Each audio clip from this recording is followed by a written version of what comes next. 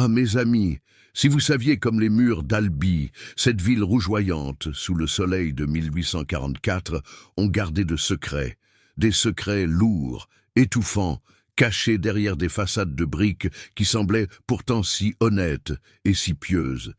Il faut que je vous parle de Madame Célestine de Valois. Rien qu'à prononcer son nom, on sentait le poids de l'argent et celui du pouvoir.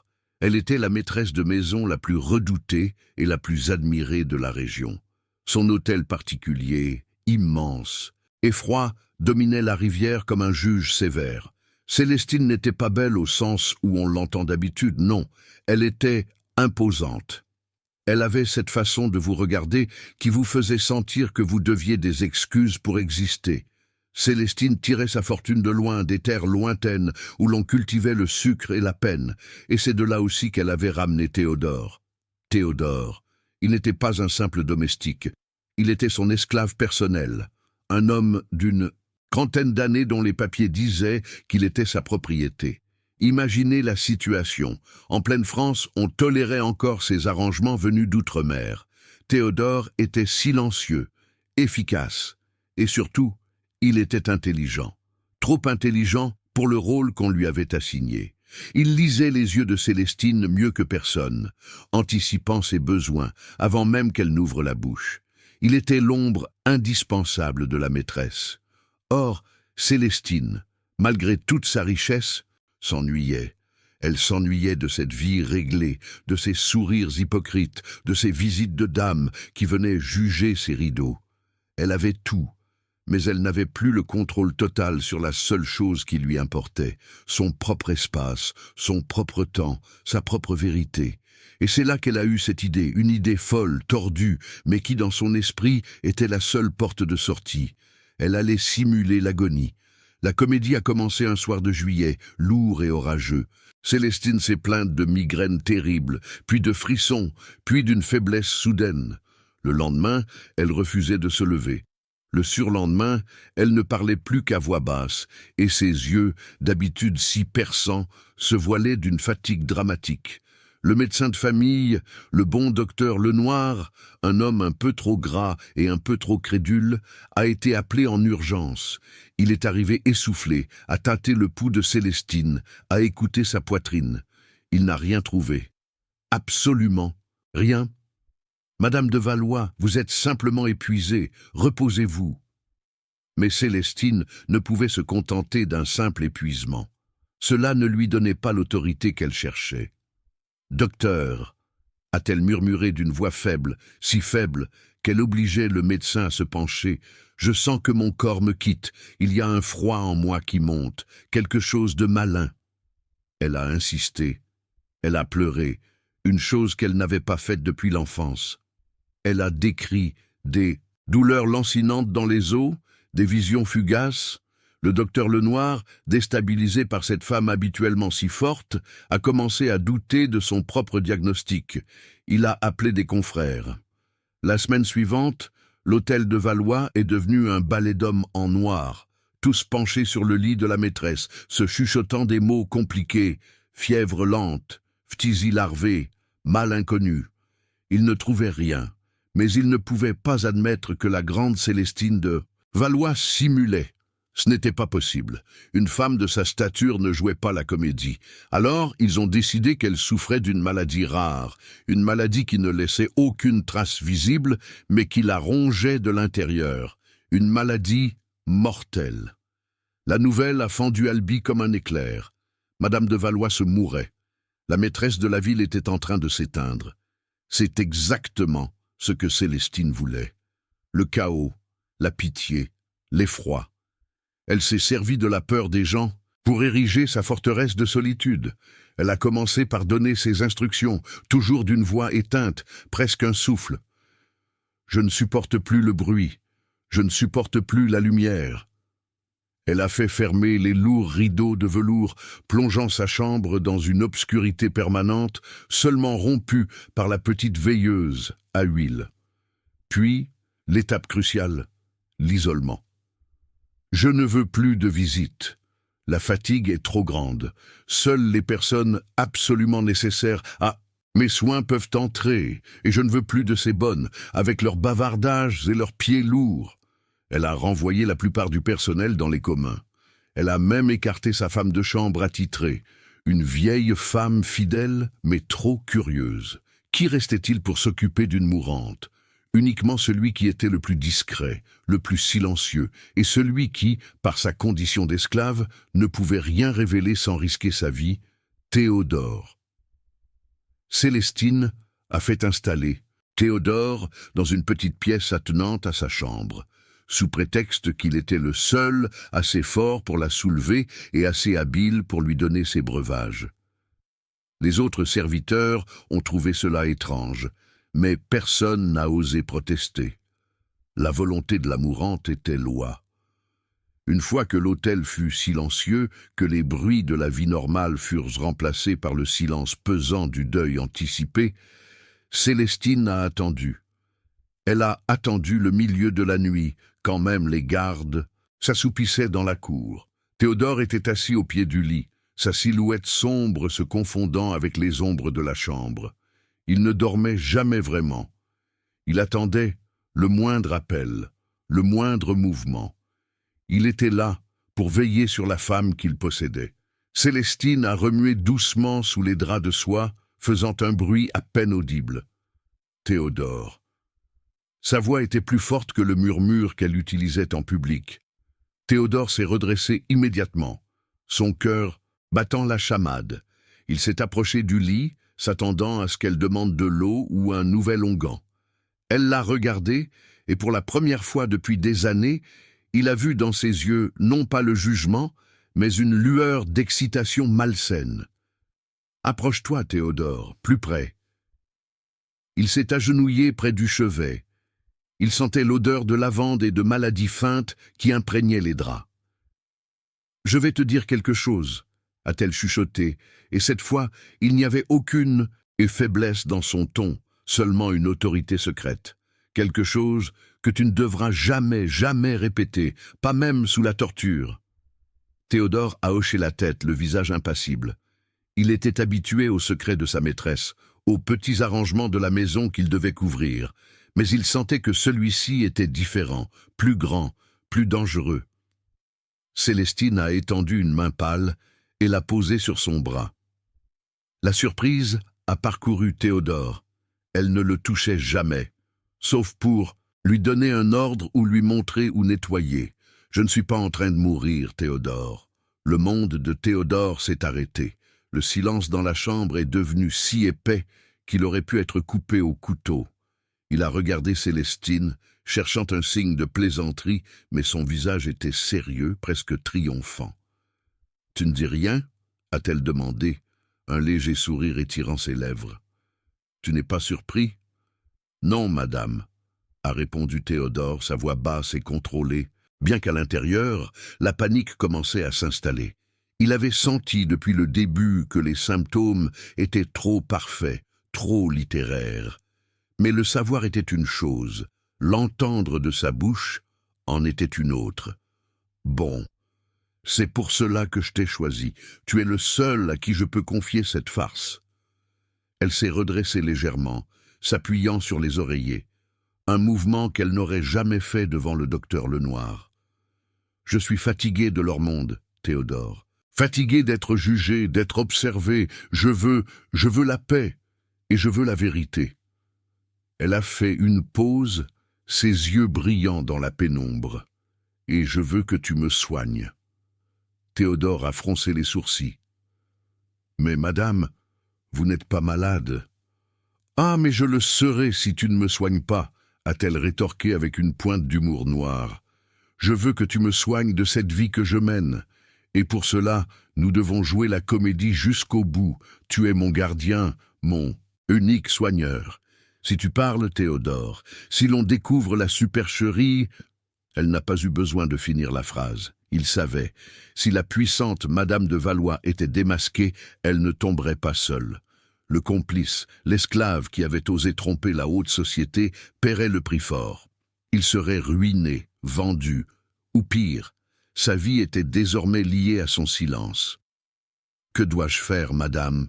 a-t-il demandé, acceptant son nouveau rôle dans ce théâtre macabre. Tu vas continuer à me donner les tisanes amères que le docteur a prescrites. Tu vas continuer à dire que je suis faible. Mais la nuit, quand nous serons seuls, tu me donneras de l'air. Tu ouvriras la fenêtre, tu me liras des livres et tu me parleras. Elle a soupiré, un soupir d'aise qui contrastait étrangement avec son rôle de moribonde. Et surtout, Théodore, tu vas m'écouter. Parce que dans l'intimité de cette fausse fin, je vais enfin pouvoir dire ce que je n'ai jamais osé dire. Je vais confesser mes fautes, mes vrais désirs, et tu seras le seul témoin.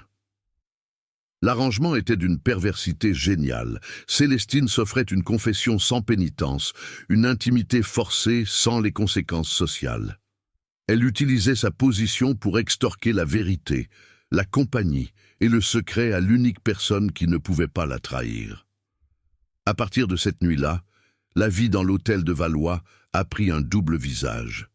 Le jour, c'était le silence de mort, les chuchotements angoissés des quelques domestiques, autorisés à approcher la porte, l'odeur des remèdes inutiles. Célestine, les yeux mi-clos, jouait à la perfection la dame au bord du gouffre.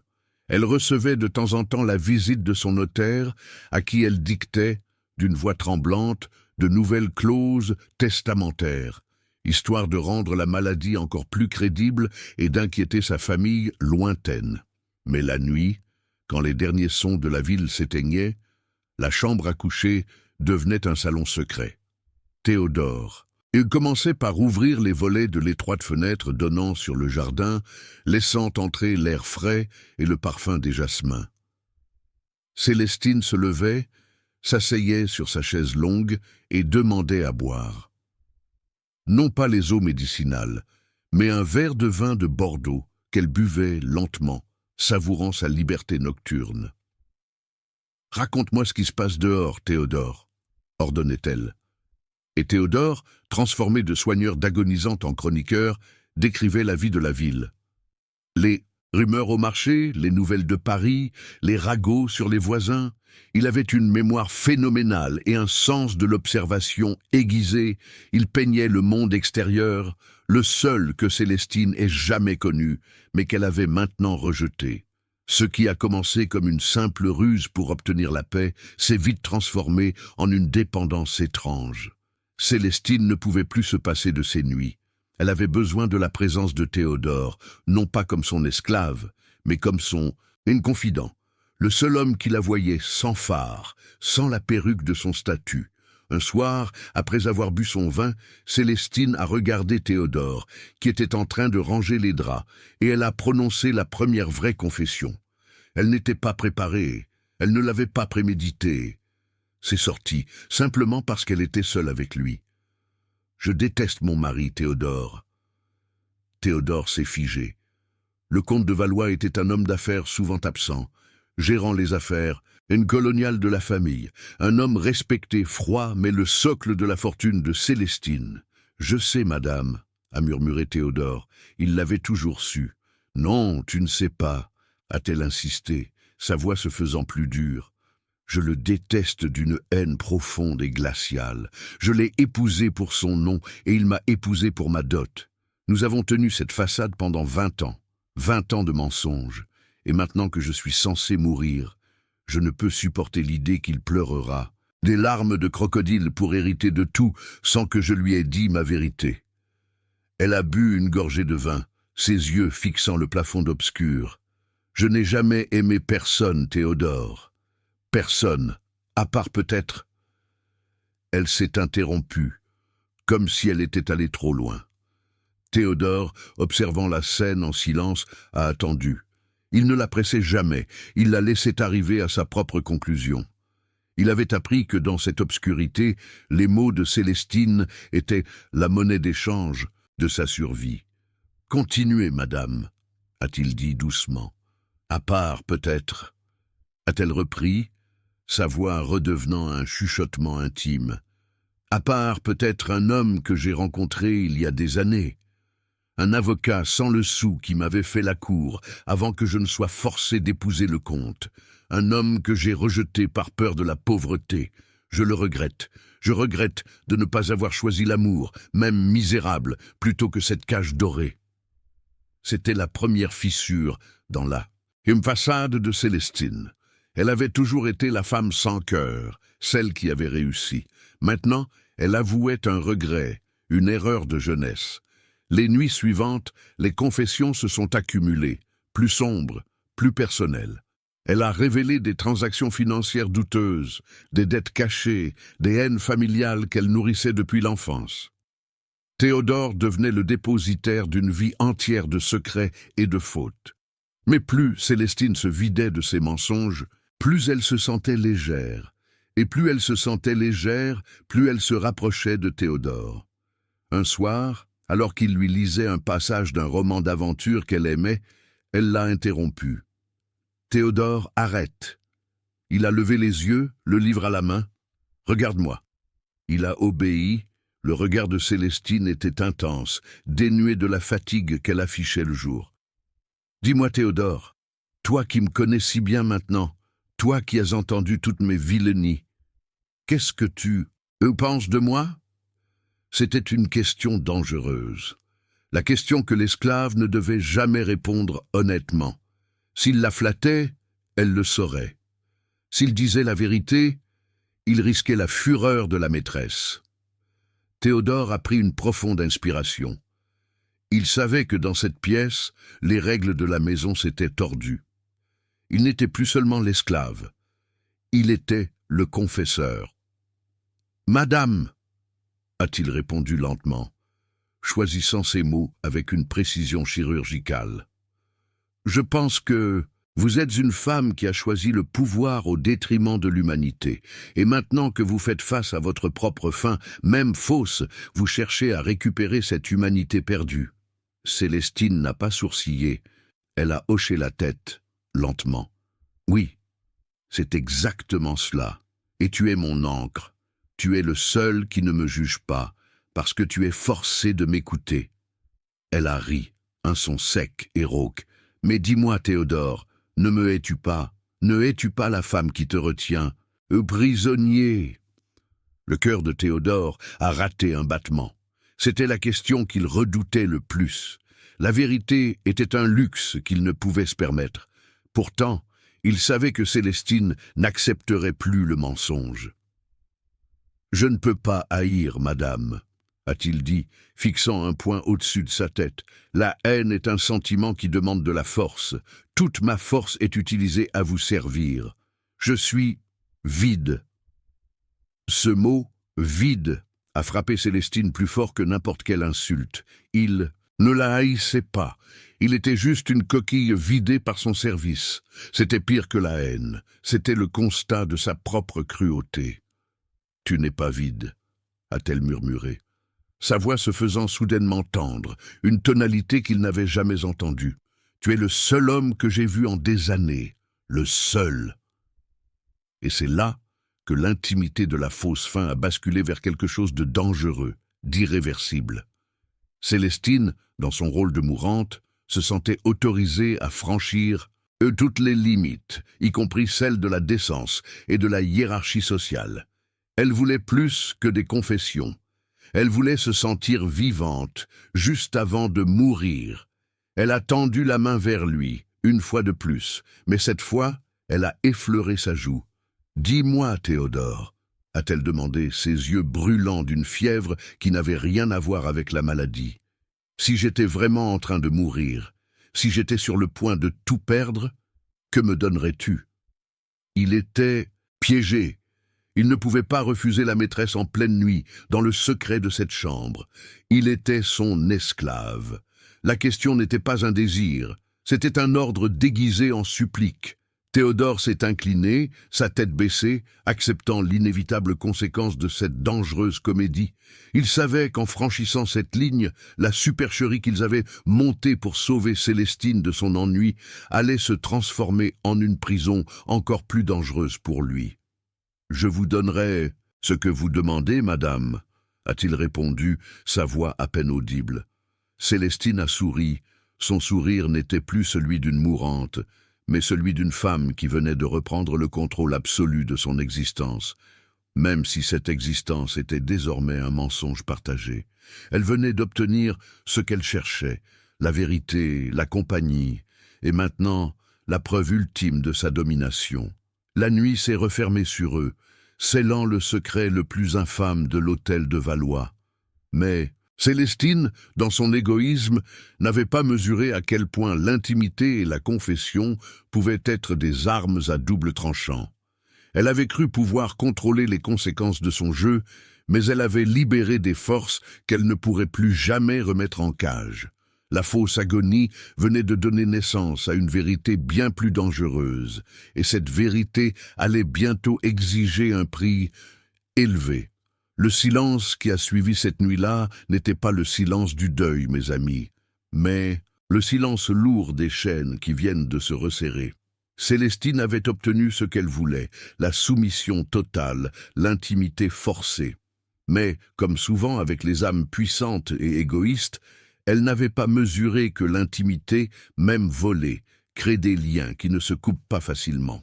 Pour Théodore, la vie était devenue une épuisante schizophrénie. Le jour, il était le soigneur attentif, le visage grave, l'ombre de la maîtresse mourante. Il lui donnait les infusions amères, il changeait les compresses glacées. Il répondait aux chuchotements angoissés des autres domestiques d'un air désolé. Il jouait son rôle à la perfection, car l'échec signifiait sa fin. Mais la nuit, la nuit, la chambre de la moribonde devenait le théâtre de Célestine. Elle se redressait, tirait les draps et redevenait la femme autoritaire et exigeante qu'elle était, mais avec une vitalité nouvelle, presque fiévreuse. Elle exigeait que Théodore lui raconte tout, non seulement les ragots, mais aussi ses propres pensées. « Dis-moi ce que tu ferais, Théodore, si tu étais un homme libre. Où irais-tu » Il répondait avec prudence, décrivant des rêves simples, un petit lopin de terre, la possibilité de lire sans être dérangé, la chaleur d'un foyer simple, des rêves qui, dans cette chambre luxueuse et mensongère, semblaient incroyablement lointains. Célestine écoutait, le verre de Bordeaux à la main, un air songeur. La liberté, c'est une idée romantique, Théodore, mais elle est aussi pleine de poussière et de dettes. Tu as la liberté ici, tu sais, la liberté du secret. Il ne répondait pas à cela. Il savait que sa liberté était aussi vaste que les 4 murs de cette pièce. Pourtant, au fil des nuits, quelque chose changeait dans l'attitude de Célestine. La domination restait, bien sûr, c'était sa nature, mais elle était teintée d'une dépendance grandissante. Théodore n'était plus seulement un objet de réconfort physique, il était le miroir de sa propre vérité. Elle avait besoin de ses yeux pour se voir. « Tu es le seul à savoir que je suis encore vivante », lui disait-elle un soir, le fixant dans l'obscurité. « Tu es le seul à qui je peux dire que je suis plus heureuse maintenant, dans cette fausse agonie, que je ne l'ai jamais été dans ma vie réelle. » Elle riait. Un rire que personne d'autre dans Albi n'aurait pu imaginer sortir de la gorge de la froide Madame de Valois. « Et tu es le seul, continuait-elle, sa voix se faisant plus sombre, à qui je peux confesser le crime que je n'ai jamais commis, mais que j'aurais voulu commettre. » Et là, mes amis, elle se lançait dans des aveux terribles. Elle racontait comment elle avait manœuvré pour ruiner un rival de son mari, comment elle avait menti à sa propre famille pour s'assurer une meilleure part d'héritage. Elle se déchargeait de toute une vie de petites et grandes vilenies, et Théodore, silencieux, absorbait tout. Il était son confesseur, et étrangement, son sauveur.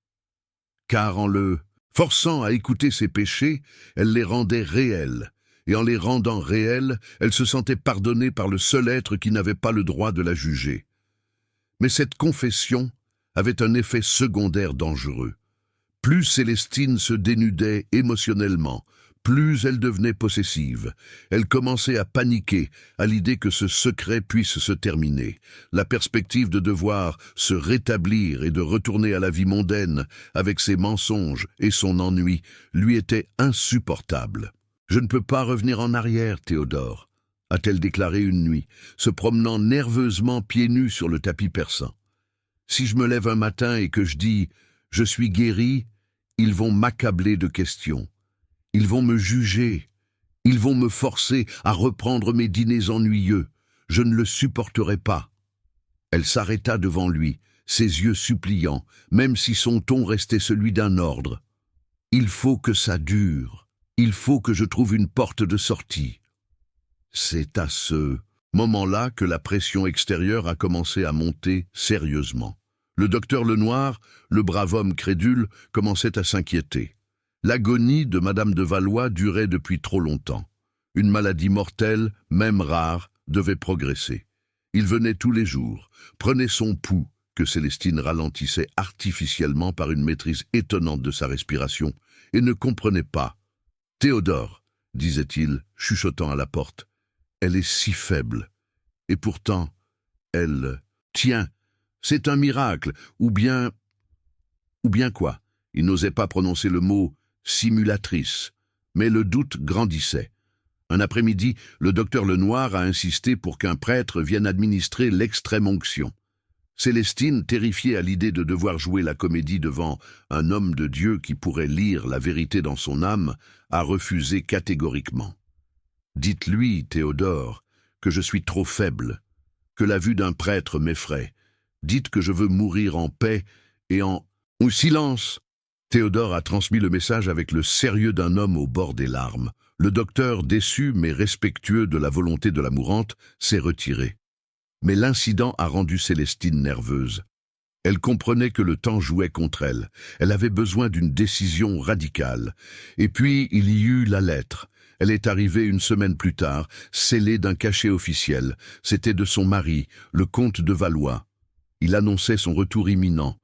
Le comte, ayant appris la maladie de sa femme, s'apprêtait à quitter les colonies pour venir s'assurer de l'état de ses affaires, et bien sûr, pour assister à la fin.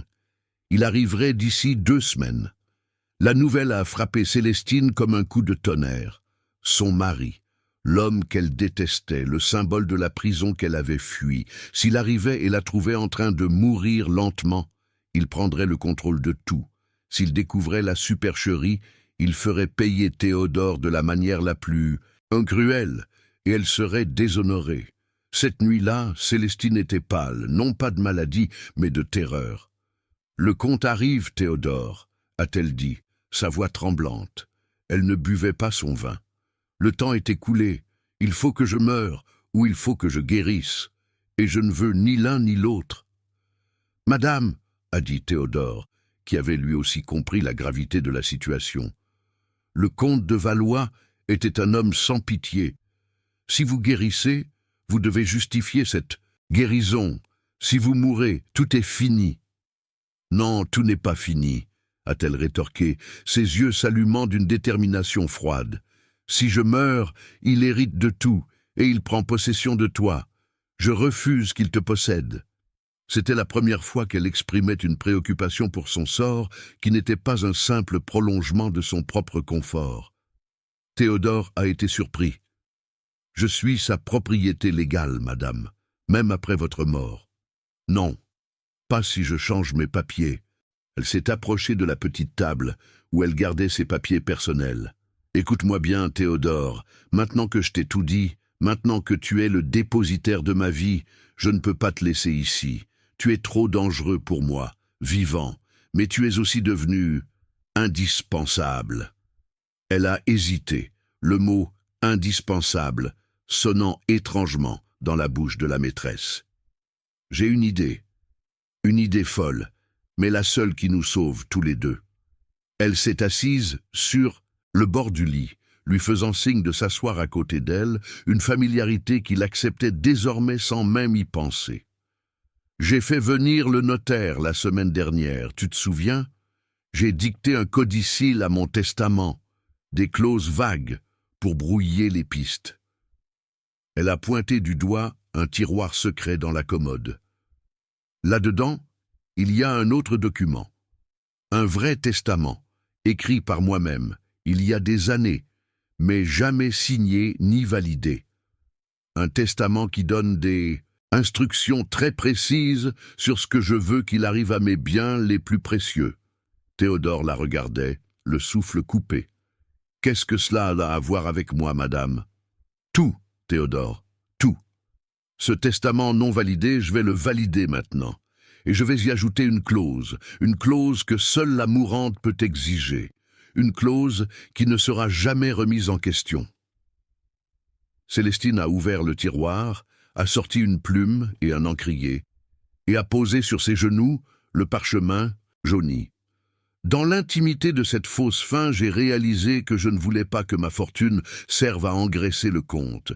Je veux que tu sois libre, Théodore. Il n'arrivait pas à y croire. La liberté, le mot le plus doux, le plus impossible. Mais, madame, la loi, c'est moi qui l'a fait ici, a-t-elle dit avec un sourire amer. J'ai inclus une clause qui stipule que, compte tenu de mes soins dévoués et constants pendant ma longue agonie, et en guise de reconnaissance ultime, je lègue à Théodore, mon serviteur, une somme d'argent suffisante pour lui acheter sa liberté et lui permettre de s'établir où il le désire. Elle a trempé la plume. Mais pour que ce codicille ait un poids légal, il doit être signé et daté, et il doit être trouvé après ma mort. Elle a regardé Théodore droit dans les yeux. « Je ne peux pas guérir, sinon toute cette farce aura été vaine, et nous serons tous les deux punis. Je ne peux pas laisser le compte arriver. J'ai trouvé la seule solution. »« Et quelle est cette solution, madame ?» a demandé Théodore, sentant son estomac se nouer. Le cadeau de la liberté venait avec un prix, il le savait. « Je vais mourir. » Le mot est tombé dans le silence de la chambre, comme une pierre dans un puits. « Non, pas vraiment, Théodore. Je vais simuler la mort, la vraie, la finale. » Elle a expliqué son plan, un plan d'une audace et d'une folie qui dépassait tout ce qu'elle avait imaginé jusqu'à présent. « Demain soir, je vais me prendre une dose massive de l'opiacé que le docteur Lenoir m'a laissé pour la douleur. Il va ralentir mon cœur et ma respiration à un tel point que même les médecins les plus compétents penseront que je suis parti. » Théodore écoutait, horrifié. C'était un risque mortel, une erreur de dosage, et la comédie deviendrait une tragédie. Ensuite, Théodore, c'est là que tu entres en jeu. Tu vas annoncer ma mort. Tu vas veiller sur mon corps jusqu'à ce que le notaire et le médecin arrivent. Ils signeront l'acte de décès, et la seule personne qui aura le droit de préparer mon corps pour la sépulture, ce sera toi. Elle avait pensé à tout. Elle utilisait son statut de mourante isolée pour s'assurer que personne, sauf lui, ne toucherait à sa dépouille. Pendant que tu me prépareras, tu me donneras l'antidote, et puis tu feras ce que tu devras faire. Et qu'est-ce que je devrais faire, madame? Tu devras m'enterrer. Le mot le fit vaciller. Enterrer madame vivante. Non, Théodore, m'enterrer morte aux yeux du monde, mais je serai vivante dans un lieu sûr. Une fois le cercueil scellé, tu devras t'assurer que je sois déposée dans le caveau familial. Célestine a souri, son regard brillant d'une malice retrouvée.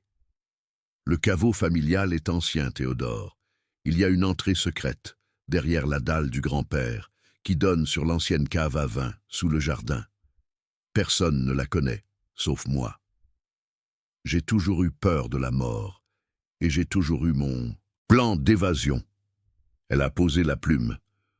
Ce testament te donnera ta liberté et une petite fortune. Ma mort mettra fin au règne du comte sur ma maison, et je disparaîtrai. Je serai enfin libre de cette vie, libre de ce nom. Elle a soupiré. Et toi, Théodore, tu seras riche et libre, tu pourras partir où tu veux, loin de ce pays qui te retient. Mais Célestine n'avait pas fini. Sa possessivité, nourrie par les nuits de confession, exigeait un dernier prix. Cependant, a-t-elle ajouté, sa voix redevenant dure, il y a un détail. J'ai besoin de quelqu'un pour m'aider dans ma nouvelle vie. Je ne peux pas réapparaître en France, ni même en Europe. Je dois disparaître loin, très loin.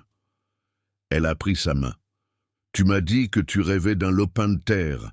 Je possède une petite propriété dans les Caraïbes, un endroit isolé, oublié de tous. Tu pourrais y aller en homme libre. » Elle s'est penchée vers lui, son regard suppliant se transformant en un piège. « Et tu pourrais m'y rejoindre, Théodore. Tu serais mon gardien, mon intendant, mon seul ami, l'homme qui connaît tous mes secrets. Je te donnerais la liberté, l'argent, la terre, mais tu resterais à mon service, volontairement cette fois. » C'était la vérité nue.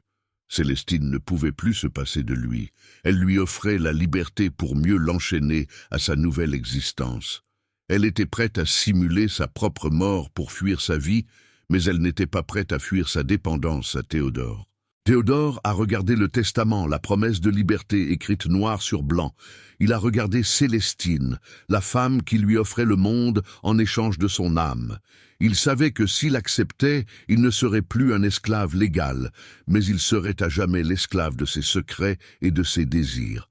Il y avait un risque immense, le risque de la mort réelle par l'opiacé, le risque d'être découvert et pendu pour avoir participé à une fraude et à une fausse sépulture. Mais il y avait aussi la liberté, la possibilité de s'échapper de la France, de ses lois cruelles, et d'avoir enfin une terre à lui, même si elle venait avec la présence constante de Célestine. Il a pris la plume qu'elle lui tendait. « Vous avez besoin d'un témoin pour cette signature, madame. »« Non, » a-t-elle chuchoté, « je n'ai besoin que de ta promesse de tout faire exactement comme je l'ai dit. » Elle a signé le codicille d'une main ferme, datant le document du lendemain, le jour de sa fausse mort. « Alors, Théodore, » a-t-elle demandé, son regard plein d'attente, « es-tu avec moi?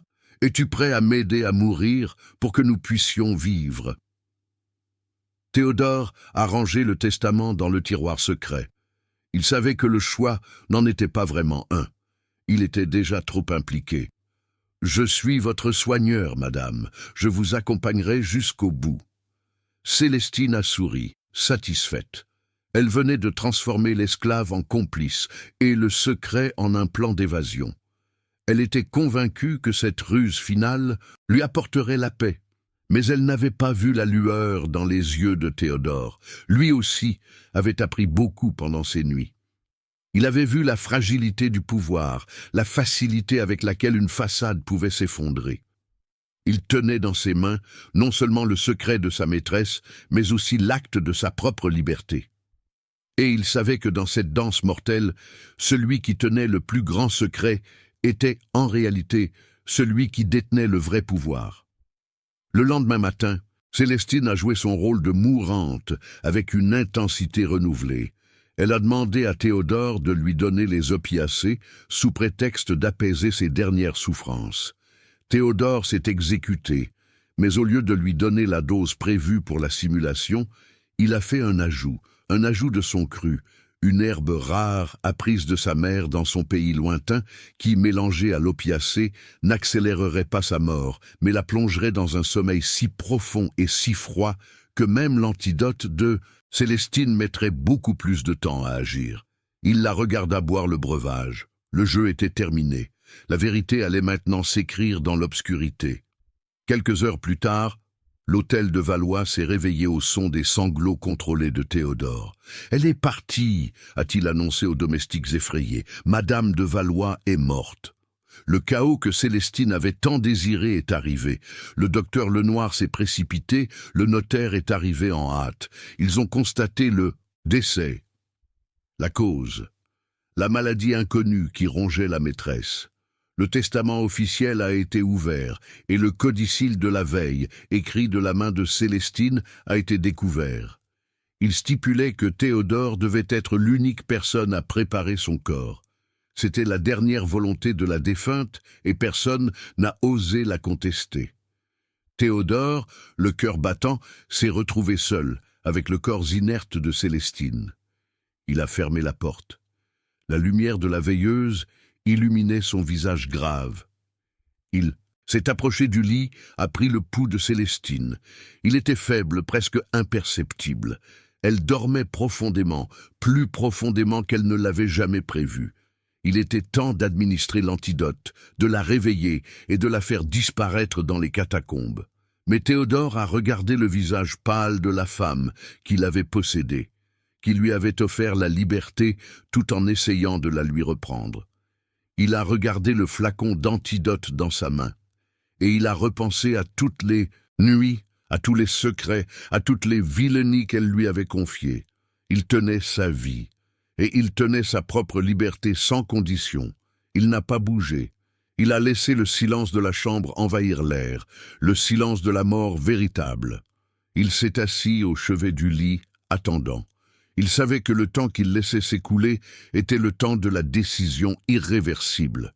Si elle restait trop longtemps sous l'effet de l'opiacé renforcé par son herbe, l'évasion ne serait plus nécessaire. La fausse fin de Célestine de Valois était désormais entièrement entre les mains de l'homme qu'elle avait enchaîné, puis libéré sous condition.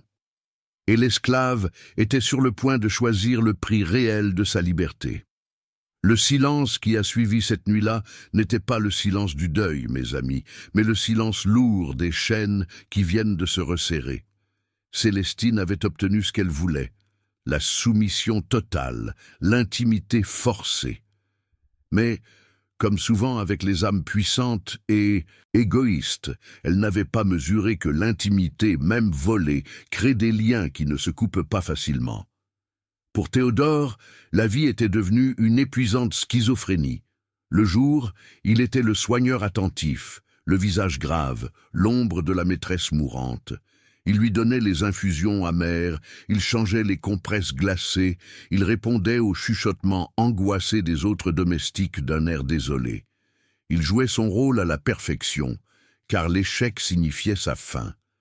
Mais la nuit, la nuit! La chambre de la moribonde devenait le théâtre de Célestine.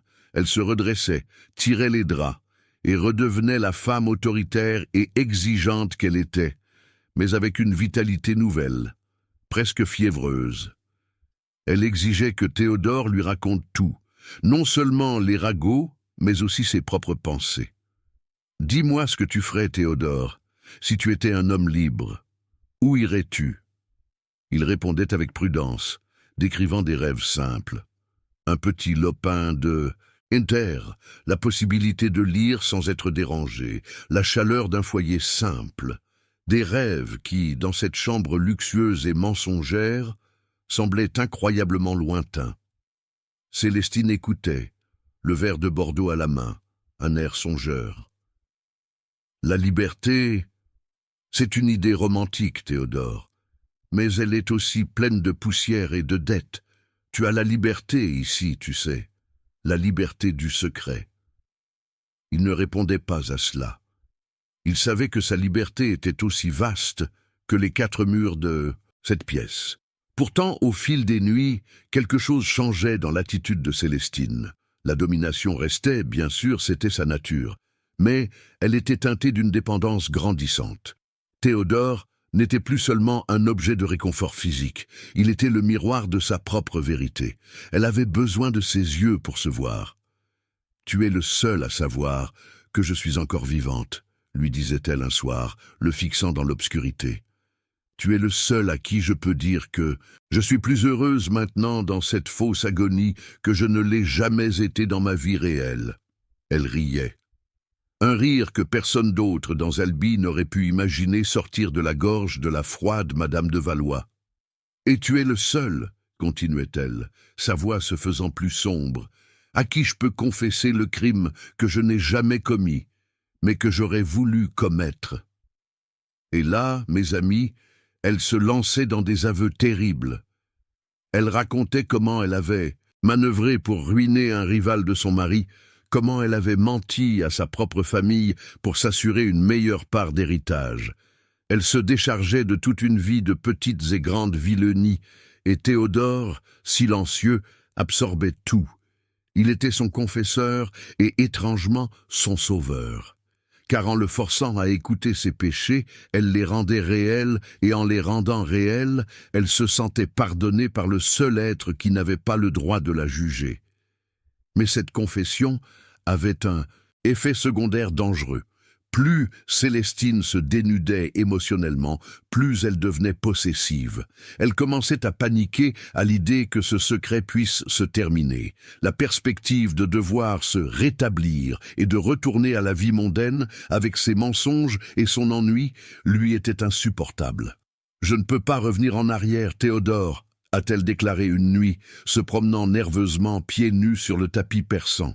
« Si je me lève un matin et que je dis « je suis guéri », ils vont m'accabler de questions, ils vont me juger, ils vont me forcer à reprendre mes dîners ennuyeux. Je ne le supporterai pas. » Elle s'arrêta devant lui, ses yeux suppliants, même si son ton restait celui d'un ordre. « Il faut que ça dure. Il faut que je trouve une porte de sortie. » C'est à ce moment-là que la pression extérieure a commencé à monter sérieusement. Le docteur Lenoir, le brave homme crédule, commençait à s'inquiéter. L'agonie de Madame de Valois durait depuis trop longtemps. Une maladie mortelle, même rare, devait progresser. Il venait tous les jours, prenait son pouls, que Célestine ralentissait artificiellement par une maîtrise étonnante de sa respiration, et ne comprenait pas. « Théodore », disait-il, chuchotant à la porte, « elle est si faible, et pourtant elle tient, c'est un miracle, ou bien... » Ou bien quoi? Il n'osait pas prononcer le mot « simulatrice ». Mais le doute grandissait. Un après-midi, le docteur Lenoir a insisté pour qu'un prêtre vienne administrer l'extrême onction. Célestine, terrifiée à l'idée de devoir jouer la comédie devant un homme de Dieu qui pourrait lire la vérité dans son âme, a refusé catégoriquement. « Dites-lui, Théodore, que je suis trop faible, que la vue d'un prêtre m'effraie. Dites que je veux mourir en paix et en silence. » Théodore a transmis le message avec le sérieux d'un homme au bord des larmes. Le docteur, déçu mais respectueux de la volonté de la mourante, s'est retiré. Mais l'incident a rendu Célestine nerveuse. Elle comprenait que le temps jouait contre elle. Elle avait besoin d'une décision radicale. Et puis, il y eut la lettre. Elle est arrivée une semaine plus tard, scellée d'un cachet officiel. C'était de son mari, le comte de Valois. Il annonçait son retour imminent. Le comte, ayant appris la maladie de sa femme, s'apprêtait à quitter les colonies pour venir s'assurer de l'état de ses affaires, et, bien sûr, pour assister à la fin. Il arriverait d'ici 2 semaines. La datée, nouvelle a frappé Célestine comme un coup de tonnerre. Son mari, l'homme qu'elle détestait, le symbole de la prison qu'elle avait fui. S'il arrivait et la trouvait en train de mourir lentement, il prendrait le contrôle de tout. S'il découvrait la supercherie, il ferait payer Théodore de la manière la plus cruelle, et elle serait déshonorée. Cette nuit-là, Célestine était pâle, non pas de maladie, mais de terreur. « Le comte arrive, Théodore », a-t-elle dit, sa voix tremblante. Elle ne buvait pas son vin. « Le temps est écoulé, il faut que je meure ou il faut que je guérisse, et je ne veux ni l'un ni l'autre. »« Madame, » a dit Théodore, qui avait lui aussi compris la gravité de la situation. Le comte de Valois était un homme sans pitié. Si vous guérissez, vous devez justifier cette guérison. Si vous mourrez, tout est fini. « Non, tout n'est pas fini, a-t-elle rétorqué, ses yeux s'allumant d'une détermination froide. Si je meurs, il hérite de tout, et il prend possession de toi. Je refuse qu'il te possède. » C'était la première fois qu'elle exprimait une préoccupation pour son sort qui n'était pas un simple prolongement de son propre confort. Théodore a été surpris. « Je suis sa propriété légale, madame, même après votre mort. »« Non, pas si je change mes papiers. » Elle s'est approchée de la petite table où elle gardait ses papiers personnels. « Écoute-moi bien, Théodore. Maintenant que je t'ai tout dit, maintenant que tu es le dépositaire de ma vie, je ne peux pas te laisser ici. Tu es trop dangereux pour moi, vivant, mais tu es aussi devenu indispensable. » Elle a hésité, le mot « indispensable » sonnant étrangement dans la bouche de la maîtresse. « J'ai une idée folle, mais la seule qui nous sauve tous les deux. » Elle s'est assise sur le bord du lit, lui faisant signe de s'asseoir à côté d'elle, une familiarité qu'il acceptait désormais sans même y penser. « J'ai fait venir le notaire la semaine dernière. Tu te Souviens, j'ai dicté un codicille à mon testament, des clauses vagues pour brouiller les pistes. Elle a pointé du doigt un tiroir secret dans la commode. Là-dedans, il y a un autre document, un vrai testament, écrit par moi-même, il y a des années, mais jamais signé ni validé. Un testament qui donne des instructions très précises sur ce que je veux qu'il arrive à mes biens les plus précieux. Théodore la regardait, le souffle coupé. « Qu'est-ce que cela a à voir avec moi, madame ?» ?»« Tout, Théodore, tout. Ce testament non validé, je vais le valider maintenant. Et je vais y ajouter une clause que seule la mourante peut exiger, une clause qui ne sera jamais remise en question. » Célestine a ouvert le tiroir, a sorti une plume et un encrier, et a posé sur ses genoux le parchemin jauni. Dans l'intimité de cette fausse fin, j'ai réalisé que je ne voulais pas que ma fortune serve à engraisser le compte. Je veux que tu sois libre, Théodore. Il n'arrivait pas à y en croire. La liberté, le mot le plus doux, le plus impossible. Mais madame, la loi, c'est moi qui l'a fait ici, a-t-elle dit avec un sourire amer. J'ai inclus une clause qui stipule que, compte tenu de mes soins dévoués et constants pendant ma longue agonie, et en guise de reconnaissance ultime, je lègue à Théodore, mon serviteur, une somme d'argent suffisante pour lui acheter sa liberté et lui permettre de s'établir où il le désire. Elle a trempé la plume. Mais pour que ce codicille ait un poids légal, il doit être signé et daté et il doit être trouvé après ma mort. Elle a regardé Théodore droit dans les yeux. Je ne peux pas guérir, sinon toute cette farce aura été vaine et nous serons tous les deux punis. Je ne peux pas laisser le compte arriver. J'ai trouvé la seule solution. Et quelle est cette solution, madame ? A demandé Théodore, sentant son estomac se nouer. Le cadeau de la liberté venait avec un prix, il le savait. Je vais mourir. Le mot est tombé dans le silence de la chambre comme une pierre dans un puits. Non pas vraiment, Théodore. Je vais simuler la mort, la vraie, la finale.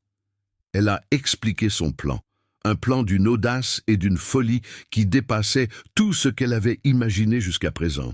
Demain soir, je vais prendre une dose massive de l'opiacé que le docteur Lenoir m'a laissé pour la douleur. Il va ralentir mon cœur et ma respiration à un tel point que même les médecins les plus compétents penseront que je suis parti. Théodore écoutait, horrifié. C'était un risque mortel, une erreur de dosage, et la comédie deviendrait une tragédie. Ensuite, Théodore, c'est là que tu entres en jeu. Tu vas annoncer ma mort, tu vas veiller sur mon corps jusqu'à ce que le notaire et le médecin arrivent.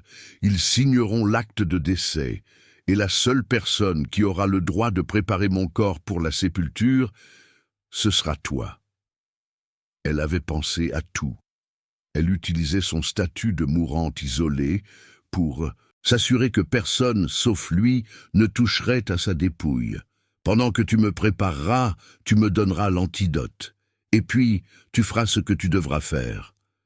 Et qu'est-ce que je devrais faire, madame ? Tu devras m'enterrer. Le mot le fit vaciller. Enterrer madame vivante ? Non, Théodore, m'enterrer morte aux yeux du monde, mais je serai vivante dans un lieu sûr. Une fois le cercueil scellé, tu devras t'assurer que je sois déposée dans le caveau familial. Célestine a souri, son regard brillant d'une malice retrouvée. Le caveau familial est ancien, Théodore. Il y a une entrée secrète, derrière la dalle du grand-père, qui donne sur l'ancienne cave à vin, sous le jardin. Personne ne la connaît, sauf moi. J'ai toujours eu peur de la mort, et j'ai toujours eu mon plan d'évasion. Elle a posé la plume. Ce testament te donnera ta liberté et une petite fortune. Ma mort mettra fin au règne du comte sur ma maison, et je disparaîtrai. Je serai enfin libre à cette vie, libre de ce nom. Elle a soupiré. Et toi, Théodore, tu seras riche et libre. Tu pourras partir où tu veux, loin de ce pays qui te retient. Mais Célestine n'avait pas fini. Sa possessivité, nourrie par les nuits de confession, exigeait un dernier prix. Cependant, a-t-elle ajouté, sa voix redevenant dure, il y a un détail. J'ai besoin de quelqu'un pour m'aider dans ma nouvelle vie. Je ne peux pas réapparaître en France, ni même en Europe. Je dois disparaître loin, très loin. » Elle a pris sa main. « Tu m'as dit que tu rêvais d'un lopin de terre. Je possède une petite propriété dans les Caraïbes, un endroit isolé, oublié de tous. Tu pourrais y aller, en homme libre. » Elle s'est penchée vers lui, son regard suppliant se transformant en un piège. « Et tu pourrais m'y rejoindre, Théodore. Tu serais mon gardien, mon intendant, mon seul ami, l'homme qui connaît tous mes secrets. Je te donnerais la liberté, l'argent, la terre, mais tu resterais à mon service. Volontairement cette fois. » C'était la vérité nue. Célestine ne pouvait plus se passer de lui. Elle lui offrait la liberté pour mieux l'enchaîner à sa nouvelle existence. Elle était prête à simuler sa propre mort pour fuir sa vie, mais elle n'était pas prête à fuir sa dépendance à Théodore. Théodore a regardé le testament, la promesse de liberté écrite noir sur blanc. Il a regardé Célestine, la femme qui lui offrait le monde en échange de son âme.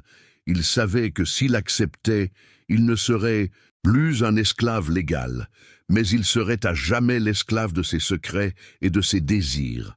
Il y avait un risque immense, le risque de la mort réelle par l'opiacé, le risque d'être découvert et pendu pour avoir participé à une fraude et à une fausse sépulture. Mais il y avait aussi la liberté, la possibilité de s'échapper de la France, de ses lois cruelles, et d'avoir enfin une terre à lui, même si elle venait avec la présence constante de Célestine. Il a pris la plume qu'elle lui tendait. « Vous avez besoin d'un témoin pour cette signature, madame. »« Non, » a-t-elle chuchoté, « je n'ai besoin que de ta promesse de tout faire exactement comme je l'ai dit. » Elle a signé le codicille d'une main ferme, datant le document du lendemain, le jour de sa fausse mort. « Alors, Théodore, a-t-elle demandé, son regard plein d'attente, es-tu avec moi? Es-tu prêt à m'aider à mourir pour que nous puissions vivre ?» Théodore a rangé le testament dans le tiroir secret. Il savait que le choix n'en était pas vraiment un. Il était déjà trop impliqué. « Je suis votre soigneur, madame. Je vous accompagnerai jusqu'au bout. » Célestine a souri, satisfaite. Elle venait de transformer l'esclave en complice, et le secret en un plan d'évasion. Elle était convaincue que cette ruse finale lui apporterait la paix, mais elle n'avait pas vu la lueur dans les yeux de Théodore. Lui aussi avait appris beaucoup pendant ces nuits. Il avait vu la fragilité du pouvoir, la facilité avec laquelle une façade pouvait s'effondrer. Il tenait dans ses mains non seulement le secret de sa maîtresse, mais aussi l'acte de sa propre liberté. Et il savait que dans cette danse mortelle, celui qui tenait le plus grand secret était en réalité celui qui détenait le vrai pouvoir. Le lendemain matin, Célestine a joué son rôle de mourante avec une intensité renouvelée. Elle a demandé à Théodore de lui donner les opiacés, sous prétexte d'apaiser ses dernières souffrances. Théodore s'est exécuté, mais au lieu de lui donner la dose prévue pour la simulation, il a fait un ajout de son cru, une herbe rare, apprise de sa mère dans son pays lointain, qui, mélangée à l'opiacé, n'accélérerait pas sa mort, mais la plongerait dans un sommeil si profond et si froid que même l'antidote de Célestine mettrait beaucoup plus de temps à agir. Il la regarda boire le breuvage. Le jeu était terminé. La vérité allait maintenant s'écrire dans l'obscurité. Quelques heures plus tard, l'hôtel de Valois s'est réveillé au son des sanglots contrôlés de Théodore. « Elle est partie !» a-t-il annoncé aux domestiques effrayés. « Madame de Valois est morte !» Le chaos que Célestine avait tant désiré est arrivé. Le docteur Lenoir s'est précipité, le notaire est arrivé en hâte. Ils ont constaté le décès. La cause, la maladie inconnue qui rongeait la maîtresse. Le testament officiel a été ouvert et le codicille de la veille, écrit de la main de Célestine, a été découvert. Il stipulait que Théodore devait être l'unique personne à préparer son corps. C'était la dernière volonté de la défunte et personne n'a osé la contester. Théodore, le cœur battant, s'est retrouvé seul avec le corps inerte de Célestine. Il a fermé la porte. La lumière de la veilleuse illuminait son visage grave. Il s'est approché du lit, a pris le pouls de Célestine. Il était faible, presque imperceptible. Elle dormait profondément, plus profondément qu'elle ne l'avait jamais prévu. Il était temps d'administrer l'antidote, de la réveiller et de la faire disparaître dans les catacombes. Mais Théodore a regardé le visage pâle de la femme qu'il avait possédée, qui lui avait offert la liberté tout en essayant de la lui reprendre. Il a regardé le flacon d'antidote dans sa main, et il a repensé à toutes les nuits, à tous les secrets, à toutes les vilenies qu'elle lui avait confiées. Il tenait sa vie, et il tenait sa propre liberté sans condition. Il n'a pas bougé. Il a laissé le silence de la chambre envahir l'air, le silence de la mort véritable. Il s'est assis au chevet du lit attendant. Il savait que le temps qu'il laissait s'écouler était le temps de la décision irréversible. Si elle restait trop longtemps sous l'effet de l'opiacé renforcé par son herbe, l'évasion ne serait plus nécessaire. La fausse fin de Célestine de Valois était désormais entièrement entre les mains de l'homme qu'elle avait enchaîné, puis libéré sous condition. Et l'esclave était sur le point de choisir le prix réel de sa liberté. Théodore a continué de veiller, mais il ne veillait plus sur la vie de Célestine. Il veillait sur sa propre survie. Il a laissé passer les heures, 1 heure, puis 2. Le pouls de Célestine s'est affaibli encore, le froid s'est installé dans ses extrémités. L'herbe, complice silencieuse, faisait son œuvre. Il s'est levé, non pas avec la haine ou la vengeance, mais avec la froide détermination d'un homme qui réclame son dû. Il a pris le flacon d'antidote et l'a vidé dans le épeau de chambre, s'assurant qu'il n'y ait aucune trace. Puis, il a commencé à préparer le corps. Il a lavé Célestine, lui a mis sa plus belle robe de lin blanc, comme l'exigeait la tradition. Il a arrangé ses cheveux, ses mains, lui donnant l'apparence d'une sainte endormie, la paix qu'elle n'avait jamais trouvée de son vivant. Pendant qu'il la préparait, il lui a parlé une dernière fois, à voix basse, comme il le faisait les nuits de confession. « Vous vouliez la vérité, madame » a-t-il murmuré en fermant doucement ses yeux, désormais inutiles. « Vous vouliez la liberté, vous vouliez vous débarrasser de votre nom. Je vous donne tout cela, je vous donne la paix éternelle, loin du comte, loin d'Albi, loin de moi. » Il a terminé ses préparatifs. Il a placé la croix de nacre sur sa poitrine, et il a glissé le codicille signé dans le tiroir qu'elle lui avait montré, s'assurant qu'il serait trouvé lors de l'inventaire. Quand le croque-mort est arrivé, Théodore était là, debout, le visage ravagé par le chagrin simulé, mais les yeux clairs d'une détermination nouvelle. Il a aidé à placer le corps dans le cercueil de chêne, lourd et sombre. Le jour des funérailles fut un grand événement à Albi. La ville entière pleurait la puissante Madame de Valois, emportée par un mal mystérieux. Le comte est arrivé juste à temps, un homme froid et digne qui a pleuré des larmes convenables sur la tombe de son épouse. Le corps de Célestine, scellé dans son cercueil, a été déposé au caveau familial sous la vieille église. Le silence s'est fait. L'affaire était close. Quelques jours plus tard, le notaire a lu le codicille. La surprise fut immense. La maîtresse, dans ses derniers instants de lucidité, avait insisté pour que son fidèle serviteur, Théodore, reçoive une somme considérable et sa pleine liberté. Personne n'a osé contester la dernière volonté de la défunte, d'autant que le comte était pressé de régler les affaires et de retourner aux colonies. Théodore a reçu les papiers de sa liberté. Il a reçu l'argent, il a regardé le comte, cet homme qui aurait pu être son nouveau maître, mais qui n'était plus rien pour lui. « Que comptez-vous faire, Théodore » lui a demandé le notaire, perplexe devant cet homme désormais riche et libre. Théodore a souri, un sourire léger et sincère, le premier qu'il ait osé depuis des années. « Je vais voyager, monsieur.